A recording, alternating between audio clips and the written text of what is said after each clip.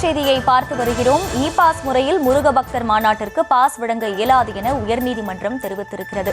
விவரங்களோடு இணைகிறார் செய்தியாளர் நாகேந்திரன். நாகேந்திரன், வணக்கம். இது குறித்த முழு விவரங்கள். வணக்கம் அகிலா. மதுரையை சேர்ந்த அரசு பாண்டி உயர்நீதிமன்ற மதுரை அமர்வில் ஒரு மனு ஒன்றினை தாக்கல் செய்திருந்தார். அதில் ஜூன் 22ஆம் தேதி மதுரையில் நடைபெறும் முருக பக்தர்கள் ஆன்மீக மாநாடு நடைபெற இருப்பதாகவும், கொடைக்கானல், ஊட்டி போன்ற சுற்றுலா தலங்களுக்கு இ பாஸ் ஆன்லைன் மூலமாக வழங்கப்படுகிறது. அதே முறையை முருக பக்தர்கள் மாநாட்டிற்கு வரும் வாகனங்களுக்கு பாஸ் வழங்குவதில் பின்பற்றினால் எளிதாக அமையும்.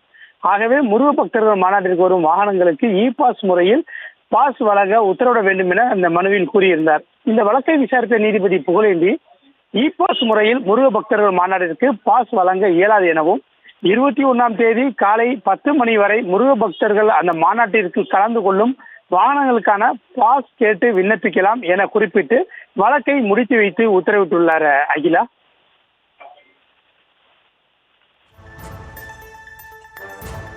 விவரங்களுக்கு நன்றி நாகேந்திரன்.